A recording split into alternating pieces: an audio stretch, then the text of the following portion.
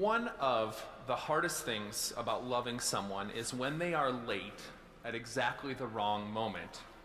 Or at least that's what my wife has told me.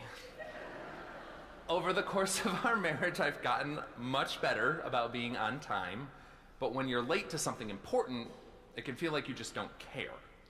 And that is exactly the tension that we see at the start of John 11, our gospel reading this morning. I've interspersed this eternally long gospel reading that will likely make us all late for lunch throughout my sermon to help us better enter into this story and pay attention to the finer details. And I've commissioned a celebrity reader to read the scripture parts for us, and you can follow along on the illustrator as they arise. We begin. Now a certain man was ill, Lazarus of Bethany, the village of Mary and her sister Martha. Mary was the one who anointed the Lord with perfume and wiped his feet with her hair. Her brother Lazarus was ill. So the sisters sent a message to Jesus. Lord, he whom you love is ill. When someone you love is sick, all you want to do is make it better right away. So when John tells us that Jesus loved Lazarus, we expect him to hurry. Maybe stop at Walgreens for ginger ale and Termiflu on the way, but to hurry to the site. Only that's not at all what happens. But when Jesus heard it, he said, "This illness does not lead to death. Rather, it is for God's glory, so that the Son of God may be glorified through it." Accordingly, though Jesus loved Martha and her sister and Lazarus, after having heard that Lazarus was ill, he stayed 2 days longer in the place where he was. Then after this, he said to the disciples, "Let us go to Judea again." Jesus' actions here seem like he doesn't care. And that is one of the hard questions that this story forces us to face.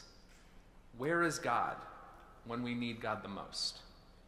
If Jesus really loves Lazarus and Martha and Mary, why not act quickly?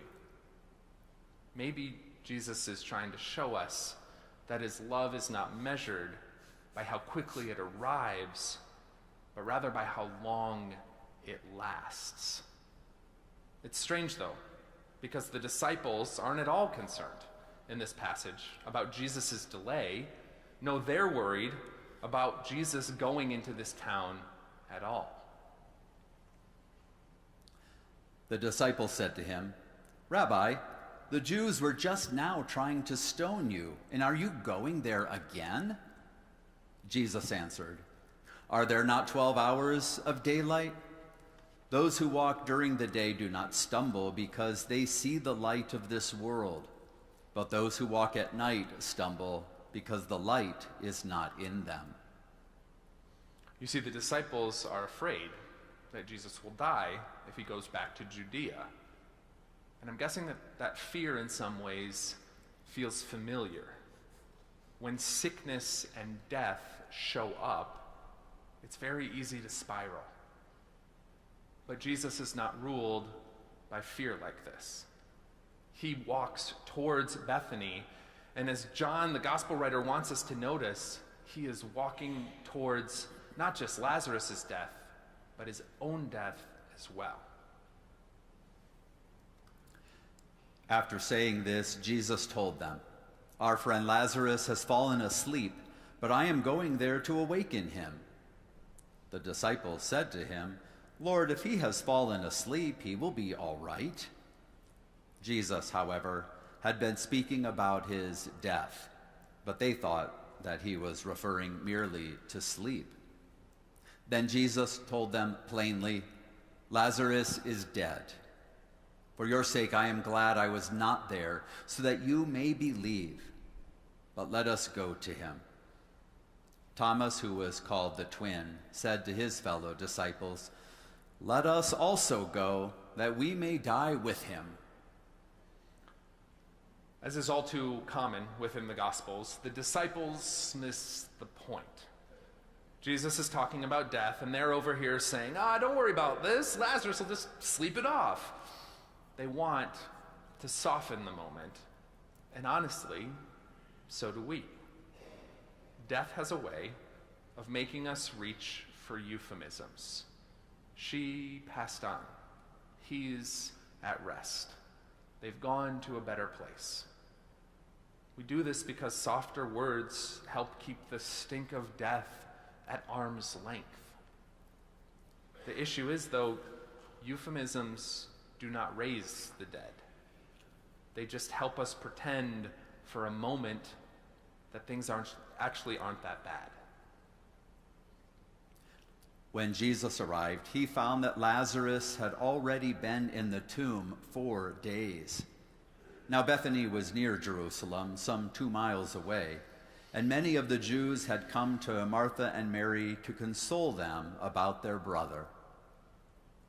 Jesus arrives after Lazarus has been in the tomb 4 days, which is a way of saying all hope is lost. Everyone has already gathered, and they all agree on the truth that Lazarus is gone, he is not sleeping, death has gotten the last word. And apart from Christ, this is our condition too. Not just as grieving people, but as sinners shut up under death, unable to free ourselves. When Martha heard that Jesus was coming, she went and met him, while Mary stayed at home. Martha said to Jesus, "Lord, if you had been here, my brother would not have died. But even now I know that God will give you whatever you ask of him." Jesus said to her, "Your brother will rise again." Martha said to him, "I know that he will rise again in the resurrection on the last day." Martha comes out to meet Jesus and begins by expressing frustration first. A frustration that so many of us feel. Why didn't Jesus act sooner? Why did God let this happen? But then she shifts a little bit and mentions resurrection, sounding almost hopeful. But what you need to know is that there was this commonly held belief amongst the Jewish people at that time, that God would raise everyone up on the last day and judge each individual based on their merits. This is the sliver of hope that Martha is clinging to, that her brother Lazarus will live again when he's raised up for final judgment. This type of thinking persists amongst Christians as well. Many believe that God will judge us eternally by our deeds and our misdeeds, and that this will determine our eternal reality. Only that viewpoint is completely counter to what Jesus himself shares with Martha. Jesus said to her, "I am the resurrection and the life. Those who believe in me, even though they die, will live, and everyone who lives and believes in me will never die. Do you believe this?" She said to him, "Yes, Lord, I believe that you are the Messiah, the Son of God, the one coming into the world." We are often like Martha. We fall into transactional thinking because we want some way to manage the outcome. If we pray hard enough, if we're good enough, if we believe enough, maybe then we'll secure life for ourselves or our loved one. But we cannot secure life. We cannot free ourselves. So Jesus gives Martha not a system, but a promise. I am the resurrection and the life, he says. And that seems to help Martha, because she goes and tells her grieving sister to come and see this promise. When Martha had said this, she went back and called her sister Mary and told her privately, "The teacher is here and is calling for you." And when she heard it, she got up quickly and went to him. Now Jesus had not yet come to the village, but was still at the place where Martha had met him. The Jews who were with her in the house consoling her saw Mary get up quickly and go out. They followed her because they thought that she was going to the tomb to weep there. When Mary came where Jesus was and saw him, she knelt at his feet and said to him, "Lord, if you had been here, my brother would not have died." Mary, just like her sister Martha before her, blames Jesus for the loss of her brother. If you had been here, Mary says, this wouldn't have happened. And as misdirected as that accusation may be, Jesus still has compassion for her angry grief. He shows us that it's okay to bring our anger and despair to God. Because in doing so, we discover that God is still listening and that God is even grieving with us. When Jesus saw her weeping and the Jews who came with her also weeping, he was greatly disturbed in spirit and deeply moved. He said, "Where have you laid him?" They said to him, "Lord, come and see." Jesus began to weep. So the Jews said, "See how he loved him." Jesus is showing us in this passage that God understands our emotions. Even though he carries a deeper and bigger promise, Jesus doesn't condemn or belittle our grief. No, instead, he carries that as well. I find so much comfort in this reality, to know that my deep, hard emotions are not signs of God's absence, but in fact places where God meets me. And yet still, that comfort and compassion that God extends to us is not always enough to quiet the nagging questions about how and why our loss was allowed to happen. But some of the Jews said, "Could not he who opened the eyes of the blind man have kept this man from dying?" Then Jesus, again greatly disturbed, came to the tomb. It was a cave, and a stone was lying against it. Jesus said, "Take away the stone." Martha, the sister of the dead man, said to him, "Lord, already there is a stench, because he has been dead 4 days." Martha says, in effect, "Lord, with respect, this is going to be pretty rough." And she's right. Death stinks. Sin stinks. The parts of our life we try to keep sealed off and hidden, they stink too.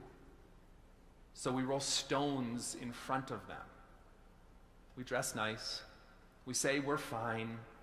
We keep the shame and the fear and the grief and the failure tucked away where no one else has to deal with it. But these stones don't save us. They only seal us in. We put these stones there because we want to manage what we cannot fix. But the terrible truth is that once the stone is in place, we can't move it ourselves. We cannot free ourselves from the very death we are trying to contain. But the good news of our faith is that Jesus is not deterred by our barriers or afraid of our stench. No matter what you've done, no matter what you're trying to hide, no matter what mental gymnastics you have to use to make yourself feel confident and secure, Jesus sees through all of it and walks right into those dead places that we try to keep hidden. And that's why this next moment matters so much. Because nobody at this tomb can solve the problem. Not Martha, not Mary, not the mourners, not the disciples, and certainly not Lazarus. If life is going to happen here, it will have to come from outside the tomb. And Jesus says, "Did I not tell you that if you believed, you would see the glory of God?" So they took away the stone, and Jesus looked upward and said, "Father, I thank you for having heard me. I knew that you always hear me, but I have said this for the sake of the crowd standing here, so that they may believe that you sent me." When he had said this, he cried with a loud voice, "Lazarus, come out!" You see, there's a deeper promise than our sin and our doubt. A deeper promise than even our questions. Deeper than everything that we try to keep locked away. Jesus walks toward death for our sake. He goes to Bethany and then to the cross in order to meet us in grief and give us his life in return. He is the resurrection. He is the life. And having given us this promise, he leaves us with one final instruction.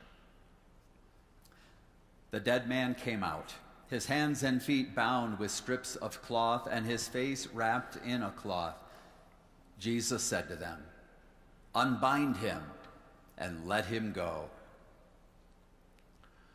Friends, Christ meets us in our sin and our death and calls us out of it. And then he turns to the people standing nearby and says, "Unbind him and let him go." That is what it means to be the church. Christ raises the dead, and we unwrap the grave clothes. We are the community of the unbound, sent to help others into the freedom Christ has already given.